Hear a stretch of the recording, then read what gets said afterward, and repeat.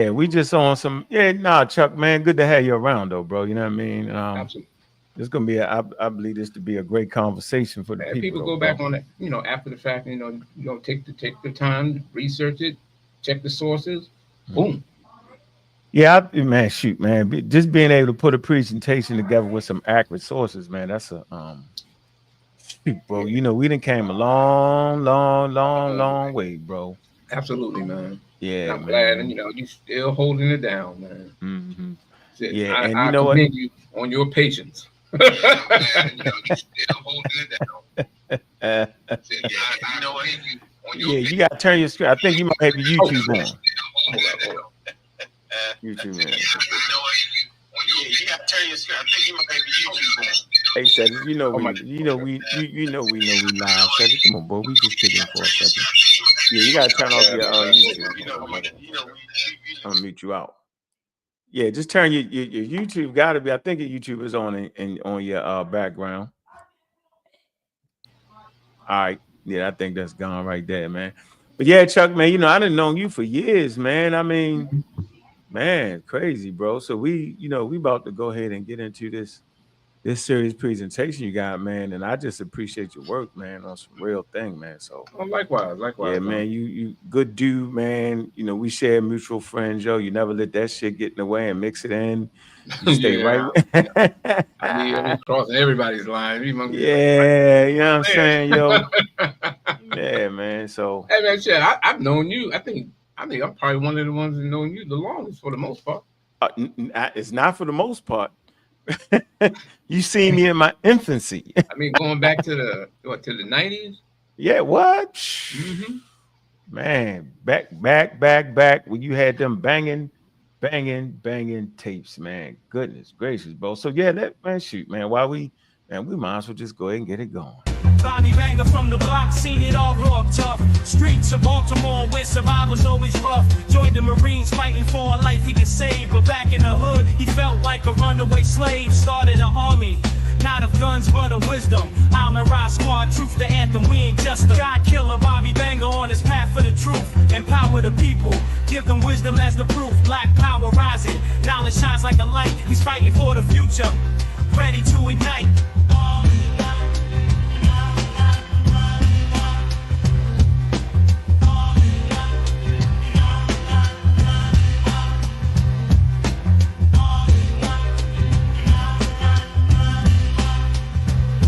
Selling drugs on the corner just to put food on plates, but deep in his heart, he knew he had greater fates. From the traps to the lab, he fights ignorance raw, teaching evolution while shaking up the law. The real black atheist is changing the game, waking up minds, never the same. God killer Bobby Banger on his path for the truth, empower the Man, this episode is brought to you by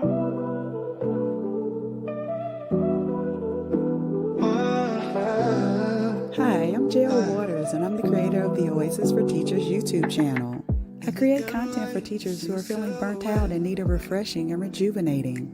On my channel, you'll find self-care tips, inspiration, and professional development. So if you're feeling burnt out as a teacher, please come and join us. In this game of shadows, I won't hide. man. Y'all know what it is, man. Black African power. What's good? What's happening?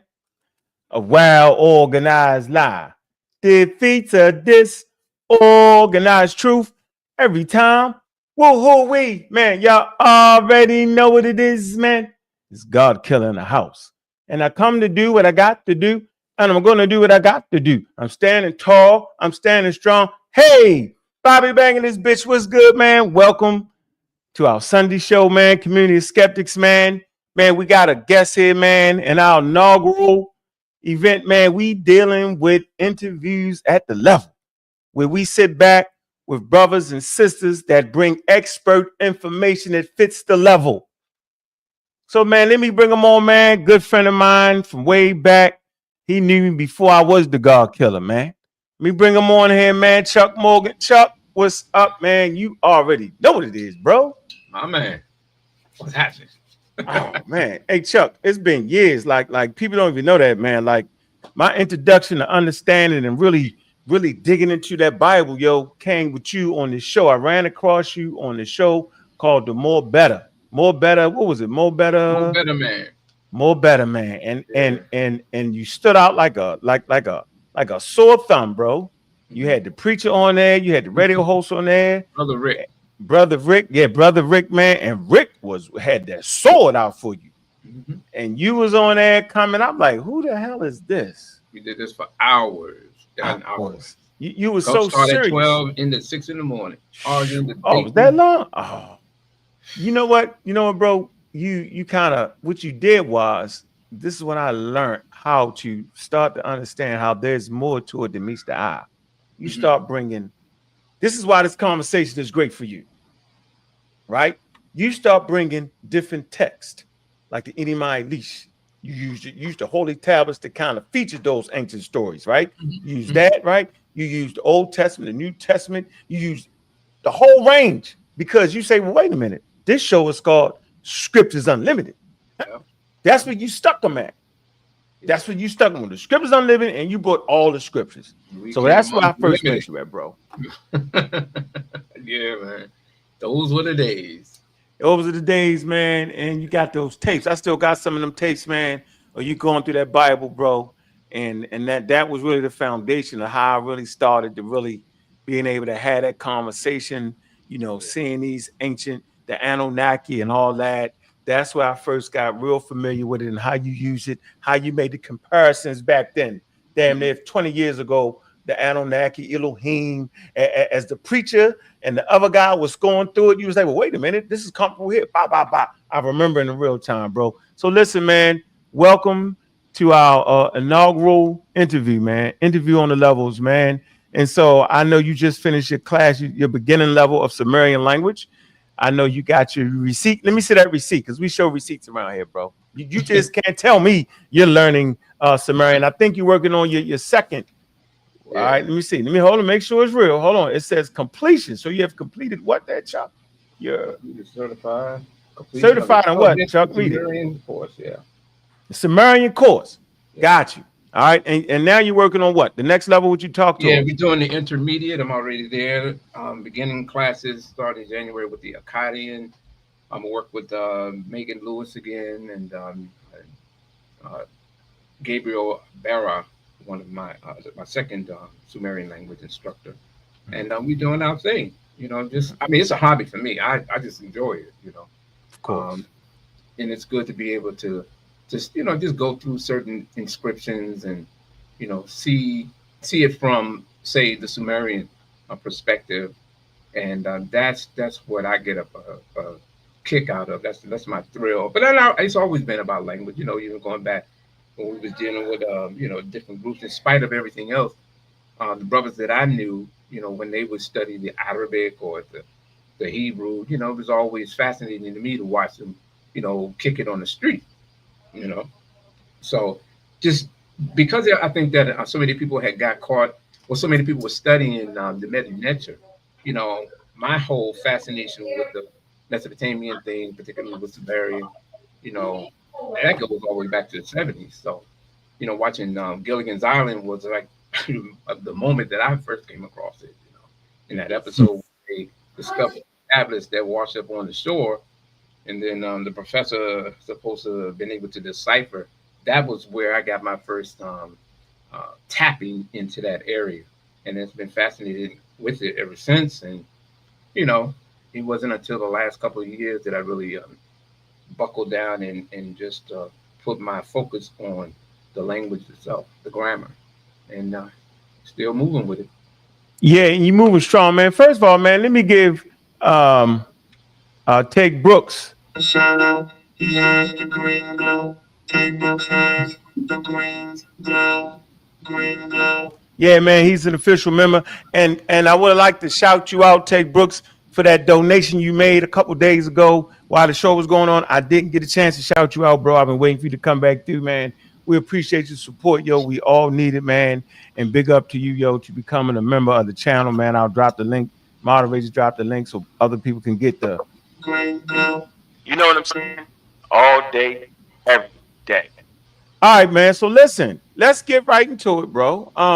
So we heard the Billy Carson and West conversation, bro. And they got to that area of where you flourish at. Okay, they Yeah. talked about the Enimai leash, talked about putting the fishdom. You know what I'm saying? I know that's part of your study, man. So this is where you come in. What is it that you think we should know, right? When dealing with the Anunnaki. Ladies and gentlemen, brother Chuck Morgan. Here Well, you go. I'm gonna throw it up for you. Want me to throw it up for you now? You presentation. yeah, you can throw it up. All right, Mr. Chuck Morgan. Let's get it in. Yeah. So it really, if nothing else, that I leave with your audience, and I appreciate everyone for tuning in. Um, if nothing else, I want you to at least understand that what has been said before by different people, such as Billy Carson, Zechariah Sitchin, even York, you know, about Anu to Key and all this other stuff. I think that once you understand just this basic element of how that word was brought into the system of Sumerian literature, then you get a better understanding of how they saw it. And then over time, it evolved by different groups, and they came up with whole new concepts behind it. So let's begin real fast, and it's not going to be long. It's real simple, very short. So here we go. The Anunnaki, and this is from the person who actually one of the individuals who helped me to get my website up, or at least inspired me to do so, at their advice. Michael Heiser, the late Michael Heiser. He stated that it is my hope that these articles will provide primary source data and inform scholarly discussions to blunt the nonsense about the Anunnaki that has proliferated prol- that has proliferated on the internet. The choice is simple. One can either base one's knowledge about the Anunnaki on the absurd speculations of ancient astronaut theorists, speculations that are completely absent from the cuneiform tablets, or one can allow the Sumerians and other Mesopotamian writers to speak for themselves. And I think that that was very important for him to lay out. So, first, the Anunna, because whenever you hear that, it's very rare if you ever hear anyone mention Anunna, but this is where it starts. So, Anunna makes its first appearance in post Akkadian, Gudaian, Sumerian literature as gods of the royal seed.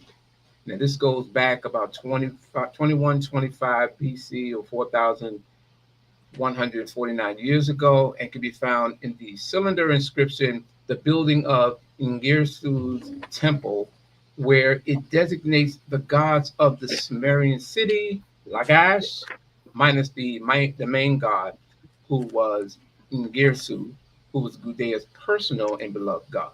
And according to the scribes, these Anunna would stand with Gudea in prayer.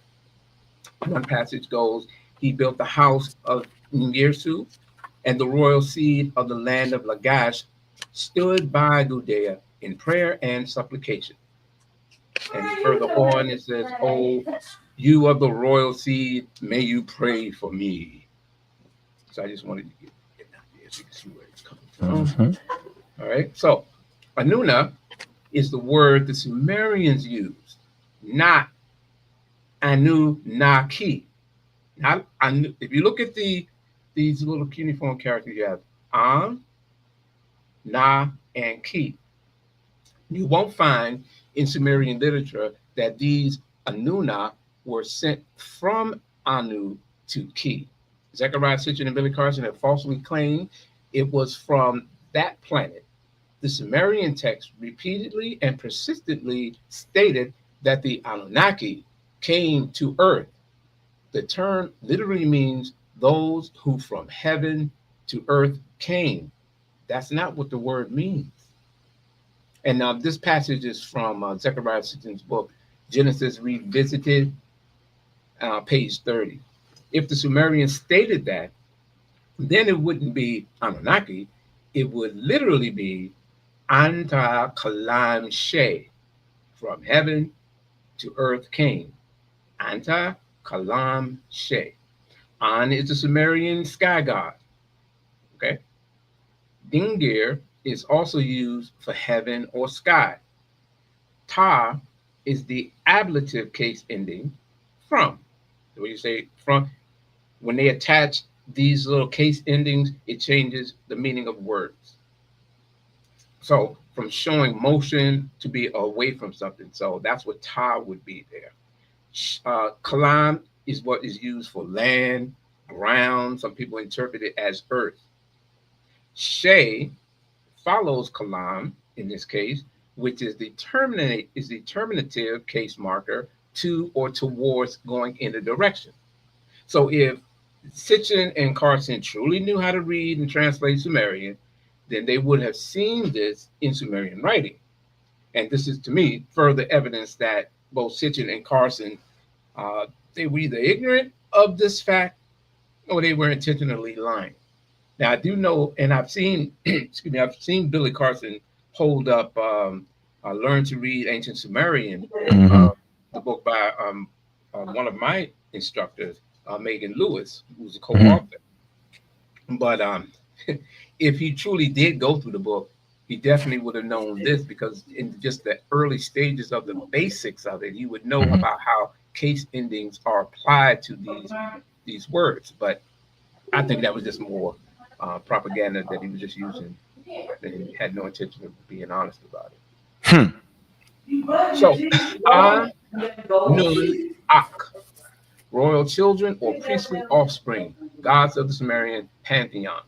Number one, is the Sumerian word when referencing water, semen, sperm, liquid.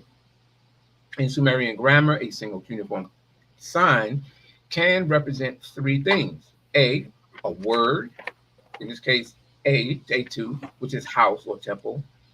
B is a syllable, like you see here, the andu, ga, andu. Ga is the word that's used for milk. And then you have A, which is do 3, and this is used to denote something built. So we know that this is not Anu right here, because it wouldn't make any sense. So that is used for another purpose, which is for my pronunciation purposes. And of course, we know C as being it's used as a determinative. And in the case where we have this here, Enlil. So this determinative, which is not pronounced, you know that what is to follow this is going to be a deity name. And in this case, it would be Enlil. Now, although the determinative Dingir usually appears before all deity names, including Anunna, however, in this case, it's not referencing the single deity An. If you were talking, if An was being referenced, it would just be An by itself. They were commonly referred to and defined as Galga Ene, or Dingir Galga Ene, and that would be great gods and not those who from heaven to earth came. And this is from, as many people who study Medu-Neter or the Egyptian language, you have a database referred, I think they call it the TLA. This would be like the equivalent of the TLA, which is the Electronic Pennsylvania Sumerian Dictionary, where you get the attestations, all the places where you can find this in an inscription, when it began, et cetera, et cetera. So in the case for because this is the first word that you find, let me go back up. When you see Anunnaki or Anunna, this is the word here. We know that this is talking about a group of deities. So that's why that will be there. But here is the actual word. So you have and as you can see, it goes back to the early dynastic 3 period, as it was found 25 times and so on, going all the way down to Old Babylonian, et cetera, and it tells you right here, it says water, course, semen, sperm, progeny, flood, blah, blah, blah. Number 2, Nun is a Sumerian term used for royalty, or priestly, as people say, in its general neutral. Na has the genitive ending ak, which is of. The word nun ends in a consonant. As you see, it ends in a consonant, the N, when we see in transliteration, this consonant. And if something follows the A, the K is to be written. Sumerian is a very complicated language, and once you think you got it going in one way, you come to find out it has a whole set of rules that almost sometimes even contradict the other rules. So it's time consuming, and it takes years and years and years. I'm just into scratching the surface of it. So words that end in consonants, as in this case, the N or N on nun, it then becomes duplicated where you see two N's. So you have A, nun, you have nun here, and then that duplication. As an example, you have you have A Lugala, A2 temple, Lugal king, and this being the Ankh, because you see the A is the equivalent of the English word of, Lugal ends in a consonant, the L. Therefore, it's duplicated, and you have two L's here. So Lugal La, followed by Ak, which is the genitive marker of. So you'll have Lugal La, A Lugal La, or temple or house of the king. And this way it swivels. This is how I was taught. That you have the house or temple. You'll know with the duplication of in transliteration, and then you have the subject here, which is the king. So Anunna is the collective singular, while Anunnakene is the plural because of the use of ane. So you have right here, you have Anunna, you have Ankh, and then you have ane. Okay, and that will be the plural. That's how you pluralize words. You have it as ane. Okay, so you have Nun, Gal, ane, which would be great rulers, plural. Ane, Nun, Gal, great rulers. And you have Gal, ane. You have this little D here. That's a determinative, which will be this. But in transliteration, instead of putting that, you will, of course, put the little D, letting you know that's a determinative, and what is to follow is making reference to great or gods, because this word here is talking about those being the great ones. And that context is key in whenever you're dealing with this stuff. So Anunnaku, in Akkadian and Babylonian, that came later and defined as also being of the royal or priestly seed. It's not Anunnaki, as you will see here, Anunnaki, because the determinative key here isn't present, except in certain Akkadian and Babylonian inscriptions, such as. And I think that's important because these little determinatives, these little things here, when you're reading, at least in transliteration, when we transliterate and then we normalize it, we know that little things like this play a key role in understanding how they were conveying a certain point, as opposed to where we just read today in English and something just saying that this is talking about the Anunnaki and they did this and they did that.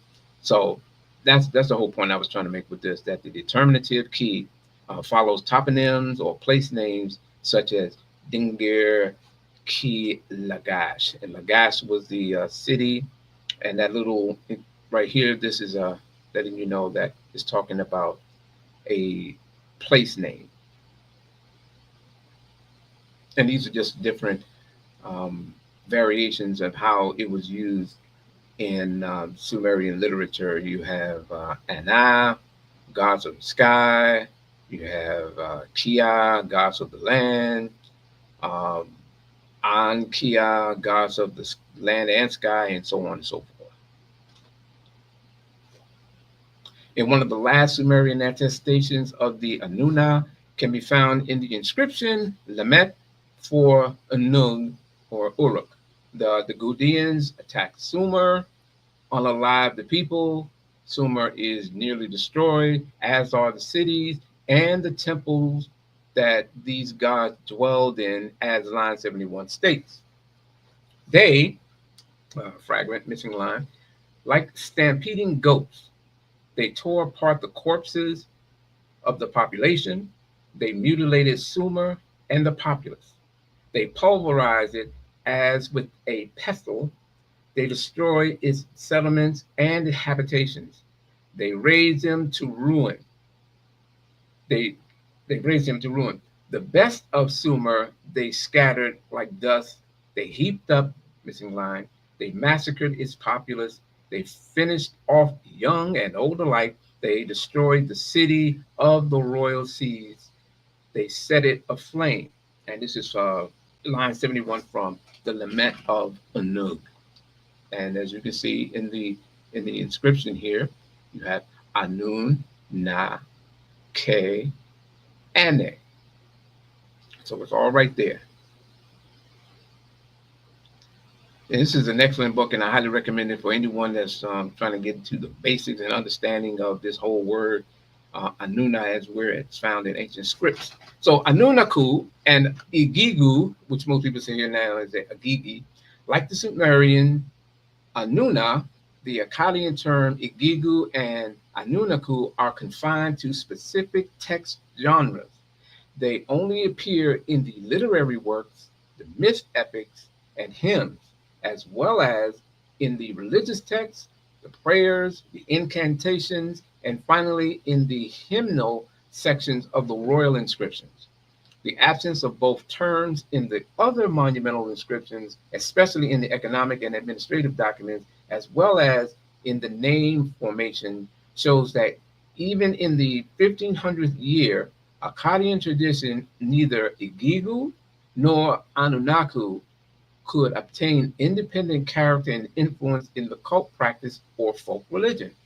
Like at the beginning of their history, both groups remain vague variables whose meaning primarily exhausts itself to include the remaining pantheon into a litany at the end of the list of individual deities, or otherwise to form the background of deities mentioned by name and to emphasize their power and glory.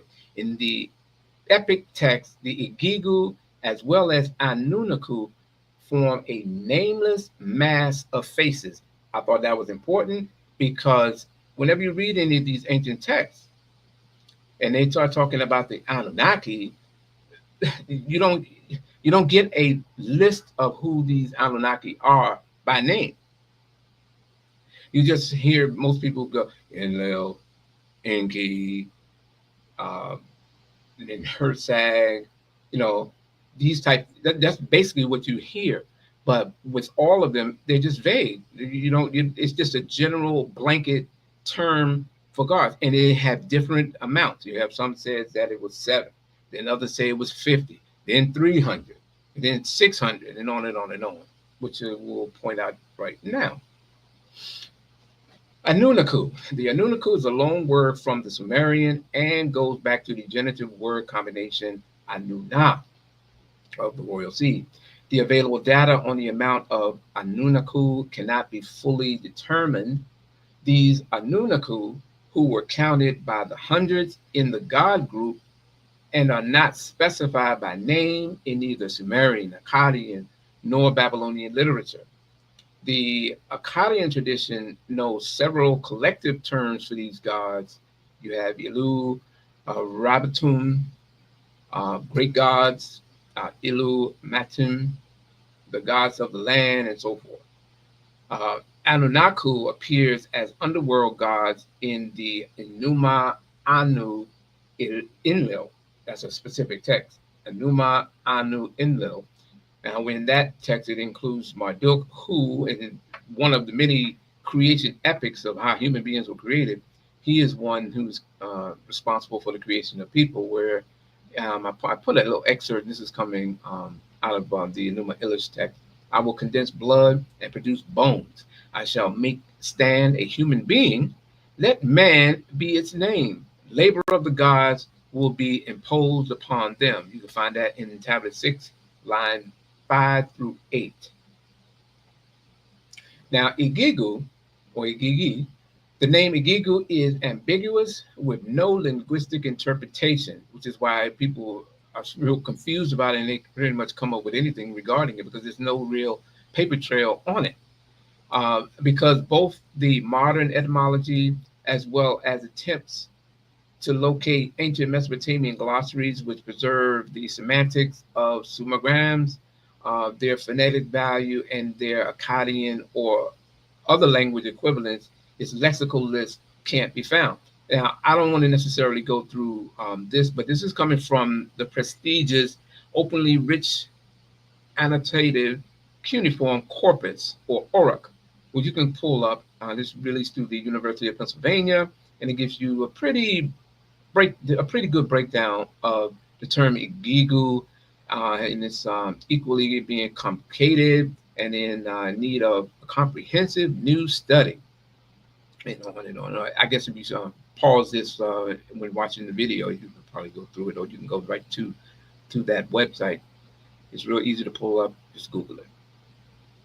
And coming to the end, one of the most outstanding indications of the amount of the Anunnaku and Igigu can be found in the 6th tablet of Anunna Elish. After the creation of man, the epic speaks about the establishment of a new divine order through Marduk, king of the gods, who dispatches and divides the gods into the heavens, the ground, and the underworld, the Apsu. And this being a fragment of the 6th tablet, which you find in the British Museum. And so here, this is the Akkadian inscription of the verse that we're going to go through. What the verse says, where it talks about Marduk, the king of the gods, divided all the royal seed into those of the skies and ground groups.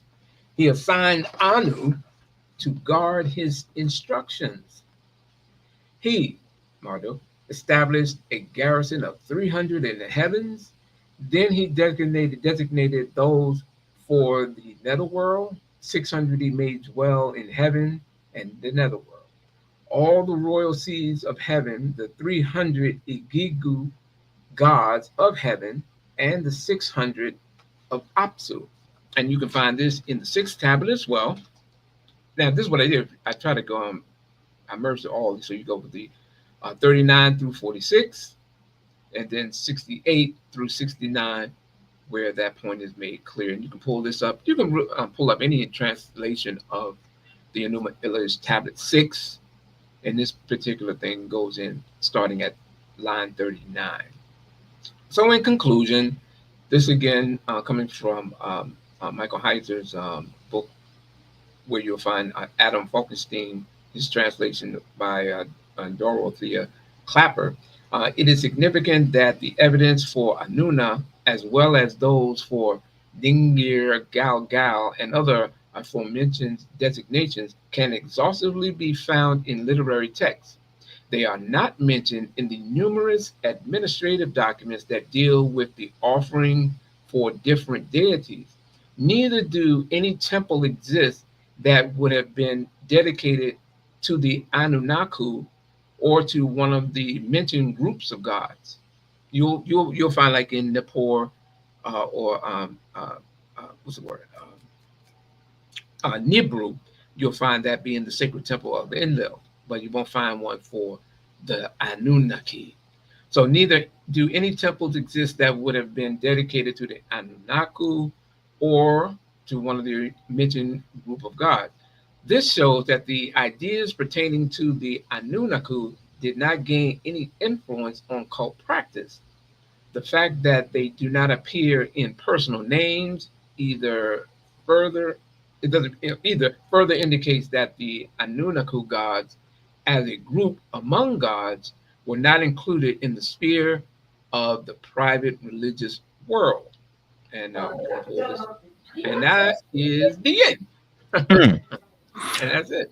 Okay, so that's all right. So I got a group of questions I want to ask, and I'm gonna let the people on so we can really further this conversation, bro. So that was interesting at the end. So let's start with that last slide there. And that last slide, yeah, put that last slide back up. All right, I got a question about a few slides there. I wanted to let you finish. Then I wanted to kind of, I didn't want to interrupt your flow. No problem. Big up to Anusha. Big up. Okay, so we have it right here, this last slide here. So what does this actually mean? Because if we're talking about the Elohim, it has profound influence. The author's writing of it has an influence of the creation, right? Also has an influence throughout the whole biblical text now.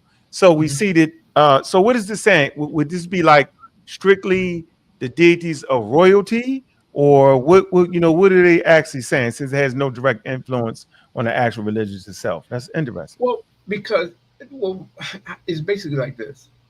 Although these were a part of the culture Mhm. of ancient Mesopotamia, it wasn't significant enough that they played such a prominent role in things pertaining to the private religious world as they have here, or having such an influence over the people that they built shrines or temples, or Mm. even had visual icons of the Anunnaku. Because one of the things that if you ever taken time to look at it, you don't have illustrations in Mesopotamian literature of the group of Anunnaku. You have them mentioned all the way up until Ashur, is it Ashurbanipal, but you don't have any visual representations of them. You'll have some of, say, uh, Enki as being a water deity. You'll see several illustrations of him in Akkadian iconography. But as a collective, and even in some scarce places, you'll find, at least they haven't uncovered it.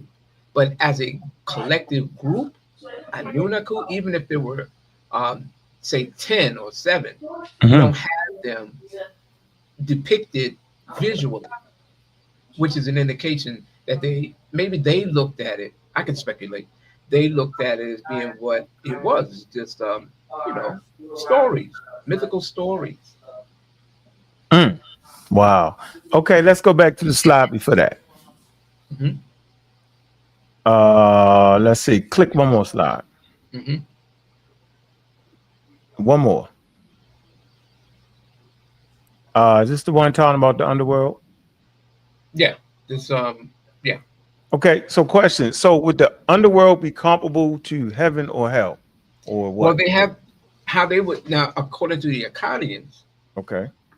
because this Sumerian thing is they have a whole different rendition of. Okay. This is here discussing the story of the hero of the epic Marduk and those Anunnaku that were in the skies. Because again, being of the royal seed, these were people that they considered to be greater than themselves. Marduk himself would be a part of that group. So you Mm. had those that were designated for the skies. You had some that were designated for the lands. And then you had those who were in the netherworld or the underworld, which is the place where they say the dead reside. So that would be like a what, like kind of heaven, or well, I'm just trying to put it together for the Well, audience, like a well, the kind of way clear. that the Sumerians as well as Akkadians, how they envisioned the world, they were couldn't be technically flat earthers Okay, got because you. you had Makes sense. the canopy of the sky, Hmm. you had the kalam, which is the land, and then you had that which was underneath. Hmm. Okay, so one moment, let's pause here because that flat Earth thing right there, and it would actually be proper for them to look at the world right in terms of it being flat, because the whole understanding of the Earth moving through space, 1,000 miles an hour, rotating, water being able to stick to the round circle, whatever you want to say, it's really counterintuitive, right? So ancient people, right? I clearly understand why ancient people thought the earth was flat based off of the fact that your senses weren't Mhm. even evolved to even understand the size and shape and the proximity to where this earth was. So I understand, it makes sense for that time period right there. So I wanted to thank you for bringing that And particular part up. for the record, uh, in in Sumer, well, I didn't even say Sumerian, in Babylonian astronomy, They only give. I can stop sharing this, right? They only give, or they only know of 5 planets that they document. They only document about 5. And when people, I'll give you an example. Like when Zechariah Sitchin or Billy Carson will talk about all these other planets, and then the 12th planet being Nibiru and all this other stuff. Um, that's not something that the ancients wrote. That's something that 1973 Zechariah Sitchin put out, Mhm. because we don't have anything more than that.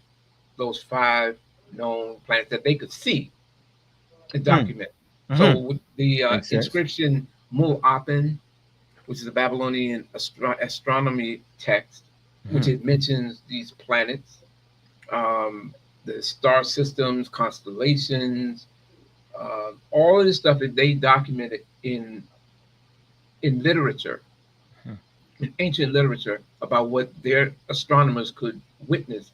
And the brightest one, Mhm.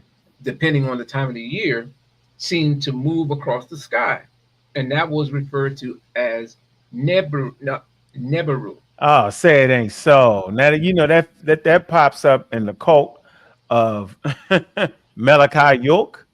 That pops up more recently when people start saying, "Is that a new planet?" That's interesting right there, bro. So you made a statement here. I think it was on slide 6. You talk about no linguistic interpretation, right? And when I hear that, Mhm, now I understand how Zachariah Sitchin, how Malachi York, how mhm. Billy Carson and them do what they do. Okay, they take advantage of the fact that there's no linguistic interpretation. You want to kind of expound on that a little bit? Yeah, because what they can do is they can put anything they want in it. Mm. Um, so I'm gonna give you an example. All right. Let me see if I can try to pull something up. All right. Can I? Yeah, just I'm put it. try I to, got you. yeah, I'm try to share. This is an article that I did for. Hold up. Can you find myself? Hold up. Give me a second. Give me a second. Yeah, yeah. Go ahead, take your time. Hey, Oh yeah. y'all listening to interviews Yeah. I'm gonna share this. at the level, non-experts giving expert information. And look, man, this is what this is, man. So if the team can see that you're at the level, you may not be an expert, but you're at the level. We make Mhm. sure you get a chance to put that information out there. It's got to be in this type of format. Can't be no long drawn out nonsense. You got to know your daggone material. All right, and we reading the book and all the whole thing. No, we're not doing that. All right, what you No. got here, Chuck? Ooh, I Um. see the pictures. I see the York pictures. I see the scam. Scam. It's definitely scam. They Um. scammed the hell out of us. What something that I came across, and I did this on my own. Then um, I shared it with a couple of seriologists that I know, and they say, "Oh yeah, yeah, that makes pretty much makes good sense." Um, okay, so because no one was talking about Nibiru, of course, Sitchin could come up with just about anything, and Mhm. he did. And And he then did. Malachi York, he parlayed on an empire based in part of this nonsensical mess, and then Billy Carson has elaborated on it. So what I was pointing out was, all right, so you have this term here, Nibru, okay? When you see the name Enlil, right? Enlil key, because it's, well, you don't pronounce the key, but this is letting you know that this is that land, Nibru. And what he did was he took the transliteration, or the English word, the way that we spell it, if we write it out, normalize it, um, he took Nibru, which was the sacred city on earth, the temple where Enlil was to reside in on earth. He took that and added an extra I. Here's the excavated temple right here. Okay. So what he did was, let me see, because I wrote it out. Yeah, right here. So using the English, if the I is added to Nibru, it then changes and becomes Nibiru. It's as simple as that. That's what he did. Wow. Because whenever he talked about Nibiru, he always said the Sumerians said this about Nibiru. The Sumerians wrote about the planet ship or the place called Nibiru that the Anunnaki were on. So when you say, well what? Because he never showed it. I mean, Zechariah Sitchin, he never showed it. Sitchin, York never showed it. Billy Carson never showed it. You never go to the inscription that's in a Sumerian text that says Nibiru because it's not a Sumerian word. The word is Nibru, which is the sacred temple of Enlil. And you even have passages, you have text. In Journey to Nibru. You see? So Interesting. it was well known, but that was one of the con games. And then the stories that were associated, how do you get out of it? The stories that were associated with it. Um,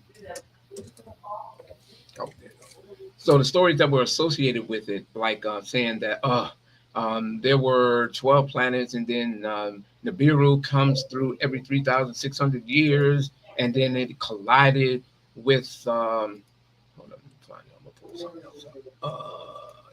Yeah. None of that stuff is found in. First of all, it's not found in any Mesopotamian text. It's not there. Doesn't exist. Nibiru coming through, crashing into a planet, destroying half of it, Mhm. creating the moon. None of that stuff is mentioned. Tiamat. So, okay, let me show this to the people real fast, just to give them a glimpse on how the trick was performed on us. And if we would have had you back then, bro, it wouldn't have happened, which is very interesting.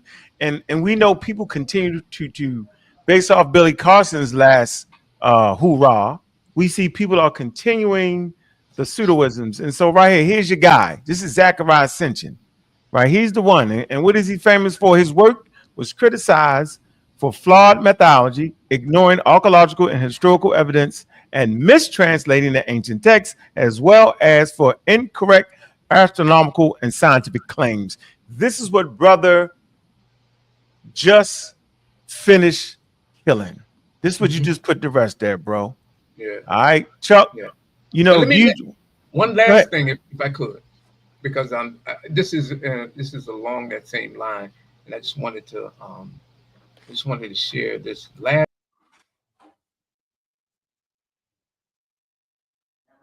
I ain't clicked off. It killed itself. Shot itself. Gotta get back up here, Chuck. So anyway, my point was this whole presentation is kind of in an informal ways trying to show you how they got you. Okay, that's what we doing right here. So this source right here shows clearly what Zachariah Sitchin was messing up. You fell off, Chuck. Yeah, my fault. All right, Let me. I just wanted to pull this last thing up go because ahead, pull it up. what I was pointing out was um, where's it at? Oh, here we go. Like this thing here. This is what brought the Zechariah Stitchins. That was his claim to fame. This little Akkadian cylinder seal right here, Mhm, and then the little configuration right here.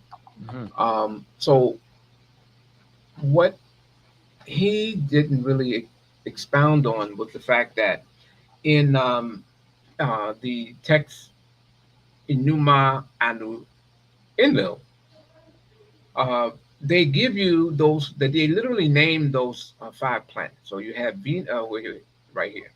You have Venus keeps changing its position across the heavens. Mars keeps changing its position across the heavens. Saturn keeps Mercury, whose name is Nerta, raises each month and sets each month either in the east or the west. Right? Jupiter keeps changing its position. I should have went it this way. But the point is that in the Sumerian literature, they use Mul, which is that little star, which is the denier making reference to the god's planet. In this case, Sagmegar would be Jupiter. To the Akkadians and so forth, it was Nebiru. Nebiru. So what I was pointing out was that I was pointing out that Nibiru, was it says that it was a realization that the planet, the Sumerian text called Nibiru, planet of the crossings, was neither Mars nor Jupiter, as some scholars have debated, but another planet that passes between them every 3,600 years, that gave rise to my first book entitled The 12th Planet, the planet which is the 12th member of the solar system, although technically it is, as a planet, only the 10th. It was from that planet that the Sumerian text repeatedly and persistently stated that the Anunnaki came to Earth. So these people traveled in Nibiru. But this is how he was able to get away with it, because had we had access to many of the databases, the literature that is available online now, released through universities, museums, where they did the work. And if you study the language, you'll be able to follow along. You'll be able to even expand upon it. You'll see that he didn't know what he was talking about. He lied, because the planetary names found in Mu'abin, which is that astronomical text, you have right here, Ulu Idin Gu, you have Salbat Anu, and you have Dilibat, Venus, and of course Sagmegar, which is Jupiter. So they don't have the other planets. You don't have Uranus, you don't have Neptune, of course you don't have Pluto, but that's what they theorized, that this is what's being said here. But of course, nothing in the inscription says anything about planets here. Wow. Scamming. Zachariah Cinch is deemed a scammer. Got him. That's it.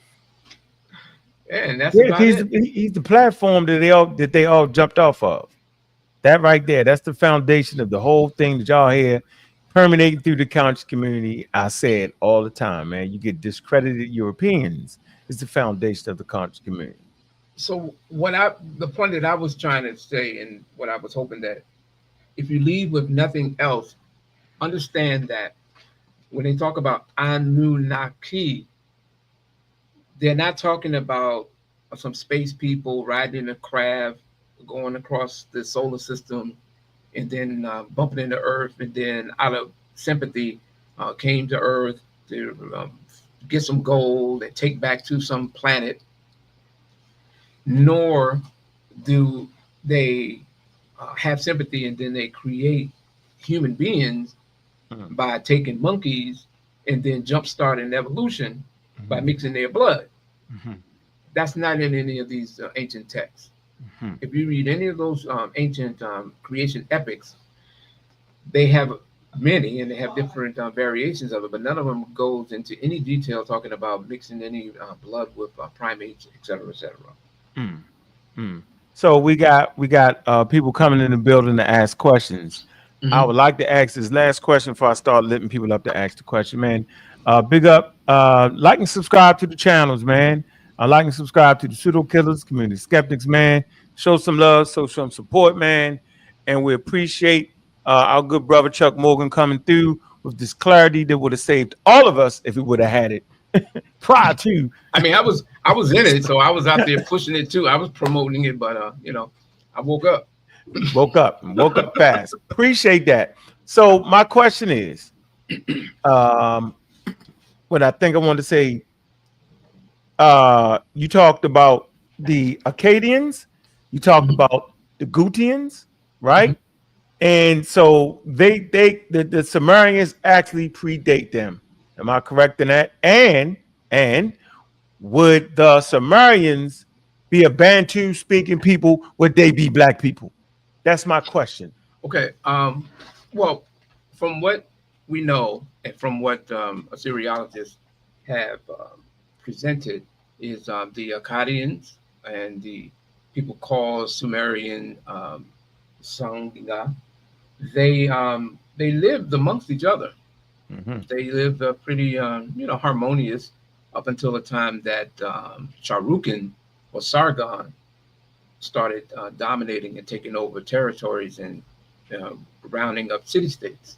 But they pretty much lived amongst each other. That's why you'll find a lot of loan words in Sumerian as well as in Akkadian, because of the two societies living so close amongst each other and having transferring of languages. As far as they being black people, I take a different approach to that now. Instead of me just going into my dissertation, I just ask, what is the definition of black with regards to Sumerians? And I need to get that, because once that's established, then we can move to the next level. Are they indigenous African people from the continent that went over there and started a civilization? Let me get that better. Let me ask you that.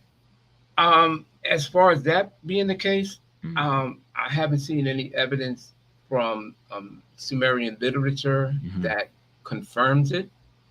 I haven't come across really any Assyriologists or Sumerologists who read and study the language and the culture. They haven't asserted or made that point. You have fringe groups of people who come up with multiple theories. You got people who saying that the Sumerians were ancient Indians. The Indus Valley civilization. Even though the Sumerians talk about them, and they did have a serious trade route with the Indus Valley civilization, importing goods, et cetera, even having intermarriages. They have that connection with them, but they don't identify themselves as being a part of that group. Some people have surmised that the Elamites were Sumerians. They don't talk about them as other than they being a war people that brought pain and suffering onto the people of Sumer, of the Marsh area. So no, I don't find anything to support that. Okay. I'm not saying it's not true, but no the data that we have today, no. Okay, approximate. Okay, Francis, we got the first caller.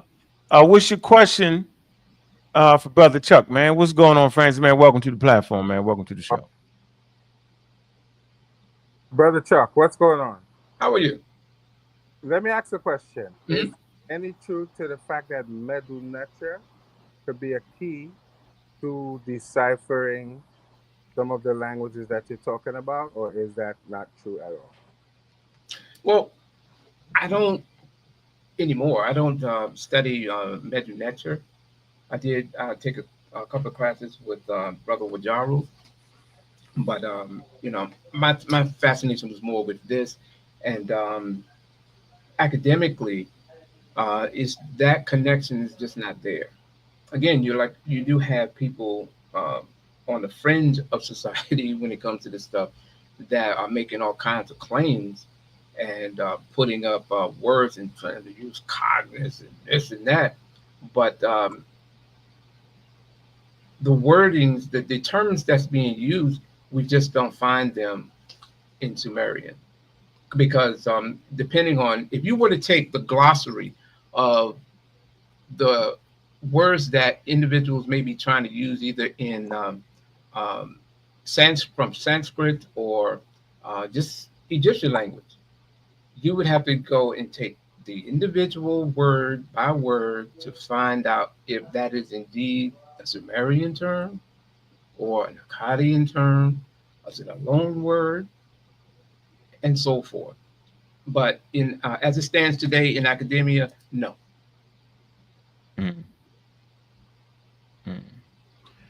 All right, man. Thank you, Mr. Francis, man. Let me get my main man up here, man.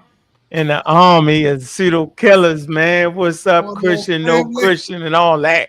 What's on your mind, brothers, bro? Man? What's good? Hey, Chuck, that was a good presentation, man. I enjoyed that. Oh, thank you, bro. Appreciate it. The thing is, Chuck, man, I don't like you no more, man. Cause you took away the gold, you took away the gods coming to earth. I can knock them folks, they ain't black no more. I mean, you can always go back into it. Man, Hey, listen, look, Hey, dig this. Even though I know what I know or can prove what I assert, I still watch Chariots of the Gods. Okay. I love that documentary. Some good entertainment. That was a movie, a documentary that me and my father. That's one of the beautiful memories I have of me and my father. Because my father was an insomniac, I'm an insomniac, and we would watch the Late Show. Okay. And we would all be on in DC. It would be on WJLA Channel 7, just before the TV goes to snow. This was before cable and all that stuff. And you know, Your age there. I remember watching you know, the pyramid, the Sphinx, talking things about the Bible, but then they talked about at the museum in Iraq, you have some characters with cuneiform characters that the storyline bears a striking resemblance to the books of Genesis. You know, and the music in the background kind of soothes you and puts you in that trance. And those are one of the great memories I have of me and my pops, because he was into those kind of studies, and he would just sit back, you know, be fascinated, and we would just watch it. And he would just cover it all over the world. Eric von Daniken's book, then they put the German version, then the English version. So in 1973, that was the one that we watched. Okay. And that was that I believe it or not, when I'm at work every Friday, I still watch it. Okay, that's what's up, I man. pull that joint up on YouTube and just watch it. I don't believe a word of it, but I enjoy, you know, the way it's done. It's well organized. Right. You know, right on. Right. It's well organized line. Interesting. I wasn't gonna say it. So look, let me hit you with my question, Chuck. Mm-hmm. So how much of the so we got some people in the Levant, Israelites. Everybody want to try to be them today. Everybody claiming the Hebrews for some reason. But anyway, how much of their beliefs is influenced by the things that you're talking about now? Well, it depends. It depends on what you're talking about. Can you think of anything in particular? How about that? Well, yeah. I mean, depending on the stories, you have the Akkadian in Numa Elish. Portions of it have similarities in the opening. It's in a creation epic. Portions are extracted from it, elaborated, innovated. The Epic of Gilgamesh has elements in it as well. The Atrahasis has elements in it. I think there's a text called, if I can't remember it off the top of my head now, but the story is that Enlil there's a tower that's built, and Enlil confuses languages as they're building. Okay. And Enlil, you can't get more parallel than that. Right. If I wish I could pull it off.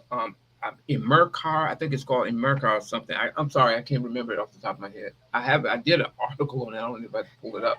But matter of fact, what I'm gonna do is tonight, after this airs, I'm gonna put it in the comment section. Okay. I'm gonna put the quote, and I'm gonna put the source where you can pull it up and see it. So there are a number of passages from Mesopotamian literature. Okay. That scribes may have heard over the years, and then they put their rendition of it. Right. Yeah. Yeah, because stories. That's what I've been able to. Right? That's what I've been able to uncover in dealing with these ancient writings. That, not saying that everything is word for word, no, but there are connections, because somewhere these are stories, these clay tablets that these people were reading. The people weren't reading it. It was the scribes who was reading the stuff. And you know, they would read these out in the courtyard and things like that. And of course, people may have heard it and then passed it on, because word of mouth passes on. And the same way that we have with Akkadian of the Akkadians, then you have the Babylon, not the Gudians, because they didn't even have nothing. They were just dumb. But what's it again? The Gudian. Yeah, the Guji, that's what the Sumerians referred to them as, people who were so savage that they couldn't even speak. Their words were like they were like dog barking. They must have had a good army, They though. didn't have a written text, anything like that. Fighting. Now, They must have had a good army, huh? They got no time for talking. well, they were raiders. And by that Mm. time, because of the famine that was taking place in Mesopotamia, particularly in the march areas, they had become weakened not only by famine, Adultery, right? but also from the Elamites, the Amartu, or who were the Amorites. They were already being hit from multiple levels. But these bandits were coming in, raiding, and eventually they came in, took over until I think it was Lugal-Zaghazi was able to finally, I believe it was Lugal-Zaghazi, that they were able to push them out. Ultimately, well, actually, they defeated the Akkadians and then took over. Mhm. And then by the time we get to this period called the Renaissance or 3 period, that's when you have this resurgence of Sumerian culture, language, and society. And that was the period where you get the majority of all this Sumerian literature, which is literally hundreds of thousands of texts. Plate tablets, cone tablets, bone tablets. You had all of these writings that were just because their language had been eliminated for the most part by the Akkadians. Because even though the Akkadians utilized the cuneiform writing system, they had pretty much banned the Sumerian language except in sacred places like temples and things like that. Okay. Right. Even the Neo-Assyrians, huh? I was going to ask, I got time for more questions. You want me to fall out and you bring No, you got time. You got time. Okay, Make sure the last one. Go ahead. You got time. Go ahead, bro. I got to pick this girl up at like Yeah, 4 because o'clock. we know we had about 1 minute. We got 1 hour 31. So yeah, we got about 3 more minutes. Go ahead. All right, so let me ask you this because there's been I've also heard some fighting back and forth about which writing system. I don't know how familiar you are with Kemet, Medu Egypt, all that stuff. But there's always some fighting back and forth. Which civilization was first? Whose writing form came first?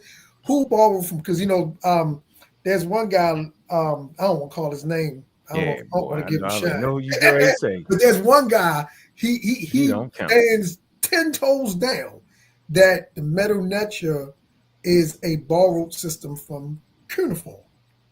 Like, so what do you normally say when you hear those kind of arguments? Well, personally, I've never made the connection or I never investigated which one of those came first. Mm-hmm. Depending on the data of an Assyriologist or an Egyptologist, Finkelstein, I think his name is, says that it was the Sumerian language came first. And then you have Egyptologists that it was the sacred writings of the Egyptians. It all depends. I don't know. I don't know, and I never really investigated it. Maybe in time I will, but that's not something. That area is not. I hear the arguments, but I've never really investigated it. Okay, so you're not a blackologist. That's why. That's I wouldn't consider myself. I'm me. If you was a blackologist, you'd have known all this. But what I would say is, and I think people miss this point, and I think it kind of came up earlier. There, as it stands now, pretty much in academia, it's understood that the people who are called Sumerians, Sangiga, they came or arrived in the marsh areas, or they arrived there from somewhere, because there were people there prior, and no one talks about them necessarily. The Ubaid people, I can't remember the others. Sure, you're talking about what, 4,000 BC? That goes back as far, yeah, somewhere back they there. Were they at one of the reasons why the Sagiga people were so popular, one, not to mention the fact of their writings, but specifically cuneiform, that writing system. The people that they, for the most part, inherited or took over, they had what they call today proto-cuneiform, which is a pictorial form of writing, but there's so little known about it Right. that you really can't come up with any full definitive conclusions on it, because it's not something that you can go in and you can transcribe it or transliterate it, because it's just not an understanding of it. Okay. So it is speculated today that the Sumerians, they took parts of it and innovated that writing, or that pictorial system, and developed it into wedge writing. Yeah. Yeah. And many other people, Amorites, Hittites, Neo-Assyrians, they utilized that cuneiform writing script. Right. Okay. They utilized it, and by that time the Sumerians were long gone. Okay. And I think it Yeah, was everything's in steps anyway. So. yeah. And like I said, for me, personally, just for this topic, like Anunnaki and stuff, I really don't even like talking about it. My focus, I like, my thing is like dealing with the Or 3 period. Gudea is my man. That's my favorite. I'm the little guy. That what they call the Renaissance period. I prefer that, and the royal inscriptions, administrative text. A lot of the spiritual stuff, that's not my thing. Okay. All that spooky, that ain't my thing. I don't really like talking about it. But So because So you burned out. You burned out. I got burned out. Ain't no not burned out. He overwhelmed. He like, man, I just can't do burned it. out. No, we did that years ago. That's why that spookism is burned thoroughly out, yo. Like being around you and then all the talk about Enlil, Enki, and I don't want to talk about that. But because it's popular now, and I want to do my part, because this is a hobby that I enjoy, and I enjoy reading it because I'm always in it. I just don't like guys like that come out and they're so authoritative and telling you stuff, and it's a lie what they say. Trash. I mean, Billy Carson can do what he want to do with the whole Christian thing. That's their thing. But when he starts going into that, he has to be that has to be addressed. Right. And because and don't get me wrong, I'm not an Assyriologist, and I don't play one on YouTube. What I do is, this is a hobby. I surround myself with some pretty sharp individuals, Assyriologists, Sumerologists. I'm a part of a Discord group where we go through that. We have a YouTube channel on Saturdays where we translate specific cuneiform Sumerian inscriptions. And when you're doing this stuff, you got to understand. You got Emissal, which is like. Can we get that link? Can we get that link? Can we get that link? I have to put it up. Yeah, put it. You can put it in the back, right? And I can put it out there. And you have Akkadian words. And it's very rigorous in trying to translate an ancient Sumerian text, because there's so many other things that you're going to be confronted with when you're going through this stuff. I haven't reached the level where you can just look at a cuneiform inscription and then because number one, you got to know what period it is, because there are literally thousands of cuneiform tablets and inscriptions. Grabbing one, it would be just like you taking something in Latin or something in English, but it's in German. You see the Latin letters, and it's the same thing, but it's in German. You don't know what it's saying. So just like one of my teachers was explaining, that when we do transliteration, it's good to have your glossary, which is a long manual of cuneiform characters, because some have evolved over time. These are innovations, because what you might see in the Ur 2 period will be different than what you see in the Ur 3 period. So you have to make sure, if you come across something, you can pretty much recognize. It's like you can look. This is my background. You can pretty much look at certain things and you say, okay, I recognize that. But then you come across another one, then you got to go through your manual and then make sure, okay, this is that. Because if you don't, one sign can drastically change the whole text. One sign. And, a lot of Assyriologists, it takes them a long time before they translate these things. Yeah, some people jump on the internet and do it right away. Hey, so check this out. Let me ask you this: is there some cuneiform? I thought I remember reading somewhere where it says some of it they still don't know what it's saying. or have they figured out what all of his what's written? I mean, I would like have how to. In other words, they figured out how to cipher it. There isn't some that's like they can't really tell what they're trying to if say. if that's what you're saying, I would suspect you're making reference to um, the early dynastic periods Mhm. where it's fragmented, it's complicated because it's in an early stage and they haven't been able to fully decipher a lot of the early older forms of it. Yeah. Because today in 2024, a lot of those things are obsolete because so many inscriptions have been uncovered. They confirm and they can explain different things better than we had, say, back during the time of Samuel Cramer. Because with some of these Assyriologists today, young people in universities, a lot of the stuff that it's in is almost kind of obsolete. I mean, they still hold them in the highest of regards, Right. but some of the stuff, we've made many advances in the study of the cuneiform scripts or writings. Okay. And, the Or3 period, that's where you had the bulk of all the writing that came out. And You that's why say 03. What does that mean when you say 02 and 03? Oh no, Ur 3. Doing it in the city state of Ur.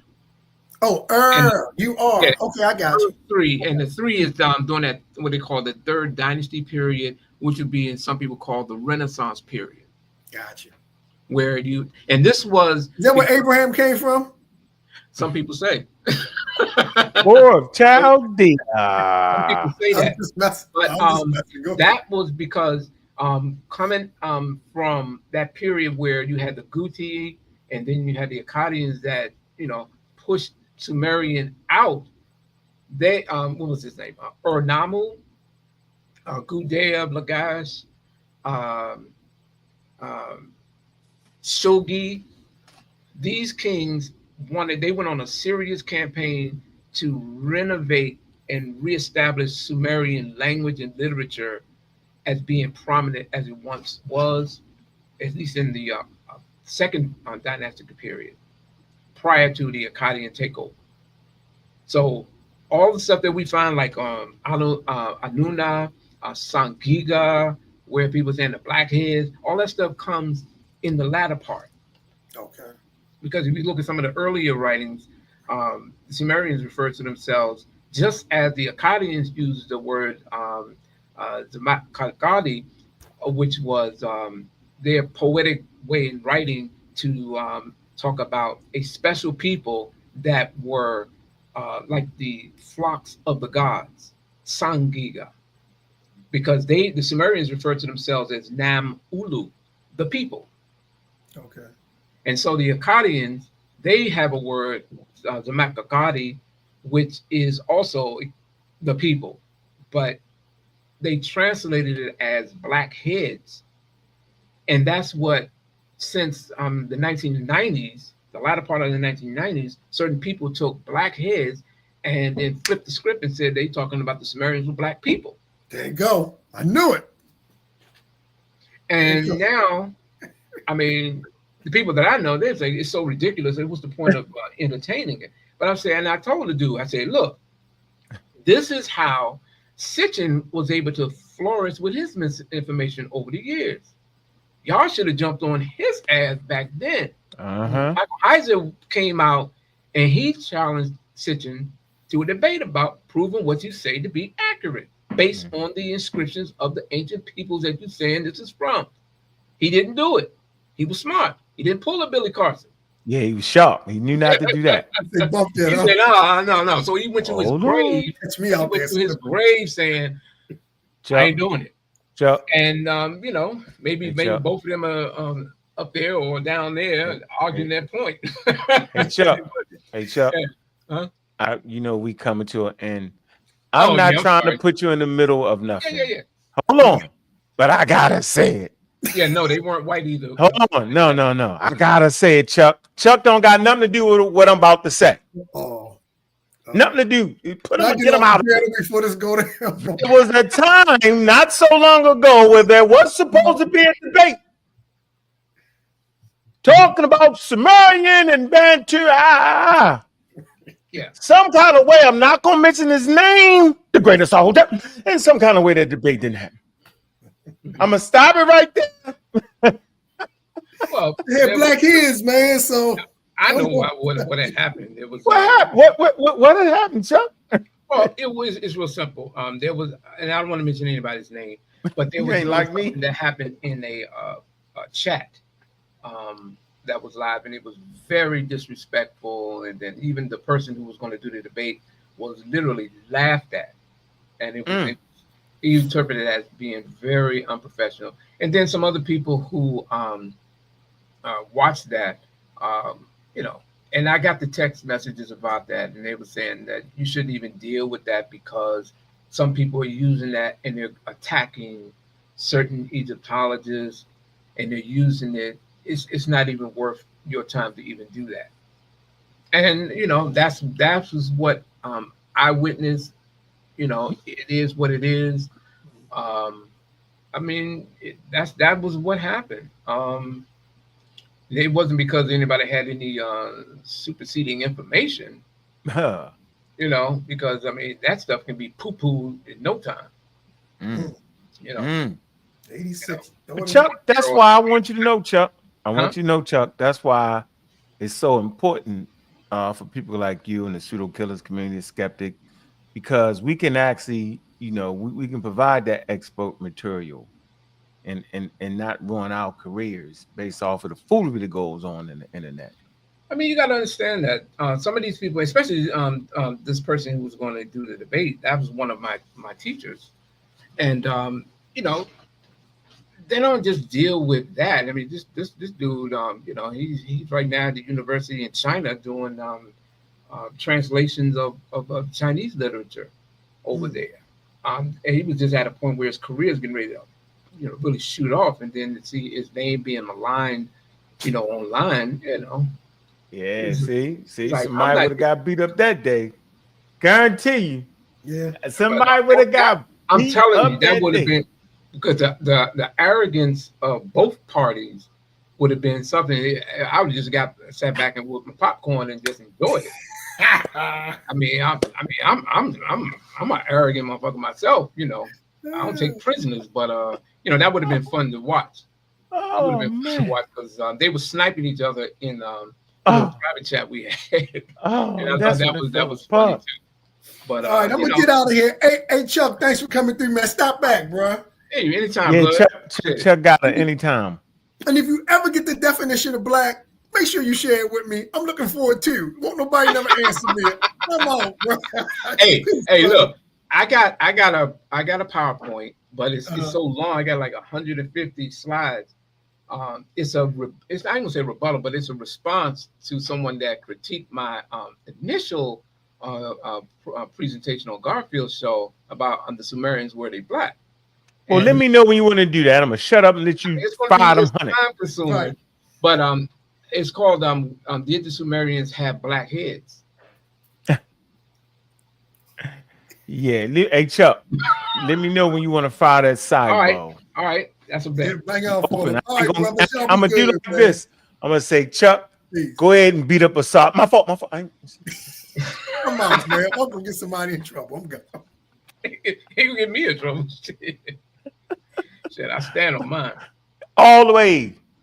Look, man, Ron. I don't know, Ron. You late. You gotta go, don't you, Chuck? I had one person. I gotta pick this girl up, man. All right, Ron. Look, we gotta get out of here. Can't even get to that, man. My man gotta go, man. He's over in the lovely island of Hawaii doing his thing with the sun glistening with his beautiful wife and kids. Right, he enjoying life, glistening in the sun. Look, man, we about to do a 3 the hallway show. It's already set up, man. Y'all get right over there, right, Chuck?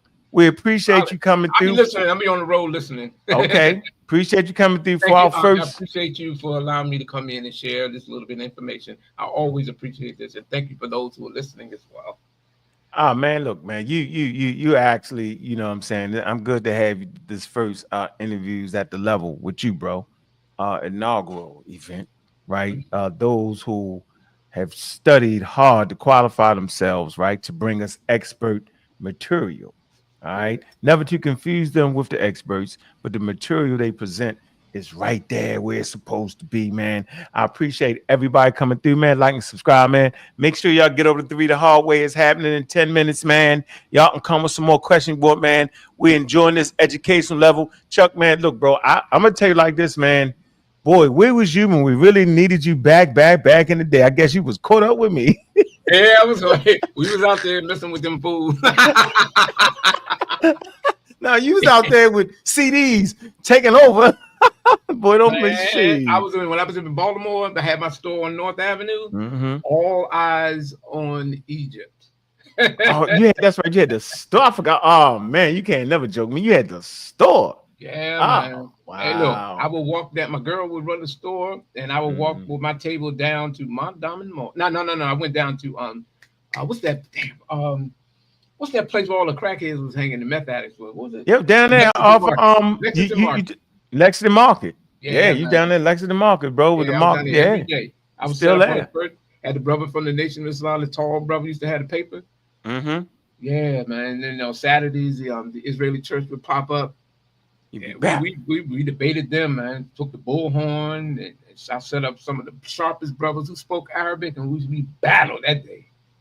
Yeah, those were some fun times, man. I know it was, man. Look, man, appreciate you coming through, man. Man, this show is brought to you by Oasis.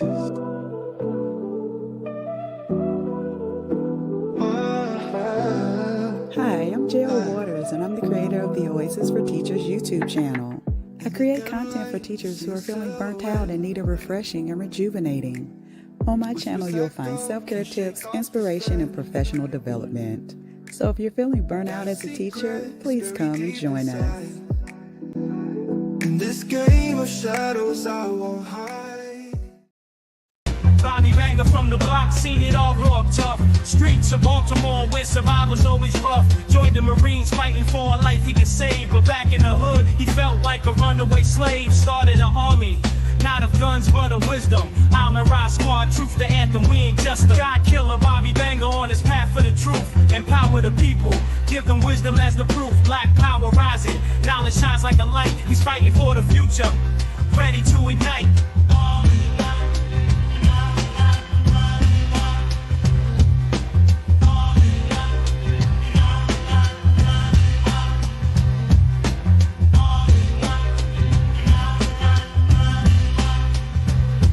Selling drugs on the corner just to put food on plates, but deep in his heart, he knew he had greater fates. From the traps to the lab, he fights ignorance raw, teaching evolution while shaking up the law. The real black atheist is changing the game, waking up minds, never the same. God killer Bobby Banger on his path for the truth, empower the people.